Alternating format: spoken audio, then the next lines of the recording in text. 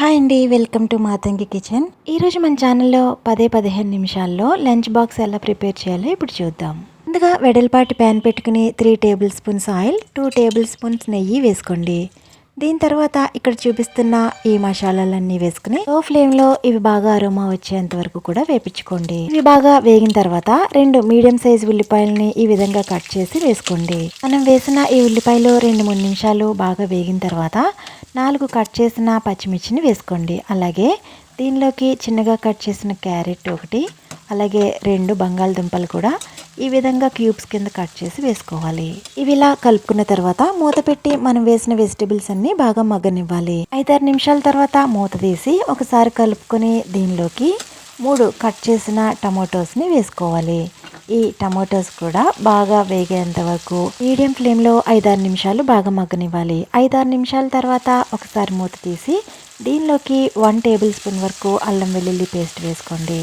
ఇది బాగా పచ్చివాసన పోయేంత వరకు వేపించుకున్న తర్వాత ఇక్కడ పైన చాట్లో చూపిస్తున్న మసాలాలన్నీ కూడా వేసుకోవాలి. ఇప్పుడు మనం వేసుకున్న ఈ మసాలాలన్నీ కూడా బాగా ఒకసారి కలుపుకొని మనం వేసుకున్న వెజిటబుల్స్కి ఈ మసాలాలన్నీ బాగా పట్టేంత వరకు లో ఫ్లేమ్లో 3-4 నిమిషాలు మూత పెట్టి ఉంచుకోవాలి. ఈ రెసిపీ కోసం ముందుగానే ఒక బౌల్లో 1 కప్పు వరకు పెసరపప్పు, 1 కప్పు వరకు రైస్ వేసుకుని 2-3 సార్లు వాష్ చేసుకున్న తర్వాత ఇవి ములిగేంత వరకు వాటర్ వేసి 10 నిమిషాల పాటు నానబెట్టుకోవాలి. ఇన్ కేస్ మీకు టైం లేకపోతే ఇలా నానబెట్టకుండానే డైరెక్ట్గా మనం చేసుకునే రెసిపీలో వేసుకోవచ్చు. బాగా నానిన ఈ పెసరపప్పు బియ్యాన్ని నీళ్లు వాష్ చేసి మనం చేస్తున్న ఈ రెసిపీలో వేసుకోవాలి. ఇలా వేసుకున్న తర్వాత మనం వేసిన ఈ స్పైసెస్లో ఇవన్నీ కూడా 2-3 నిమిషాలు బాగా వేపించుకోవాలి. ఇలా వేపించుకున్న తర్వాత దీనిలోకి 4.5 గ్లాసుల వరకు వేడి నీళ్ళు పోసుకోవాలి. మనం 1 గ్లాస్ పెసరపప్పు 1 గ్లాస్ బియ్యం తీసుకున్నాం కాబట్టి 4.5 గ్లాసులు వాటర్ వేసుకుంటే సరిపోతుంది. ఇప్పుడు సాల్ట్ చెక్ చేసుకున్నాక మీడియం ఫ్లేమ్లో 7-8 నిమిషాల పాటు మూత పెట్టి కుక్ చేసుకోవాలి.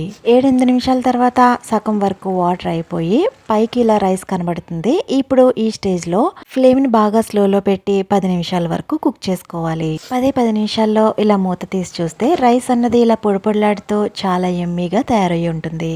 ఈ రెసిపీకి సైడ్ డిష్గా రైతాతో సర్వ్ చేసుకుంటే చాలా టేస్టీగా ఉంటుంది. ఈ వీడియో నచ్చితే ప్లీజ్ లైక్ చేయండి, సబ్స్క్రైబ్ చేసుకుని నోటిఫికేషన్ కోసం బెల్ ఐకాన్ ప్రెస్ చేయండి. Thank you for watching.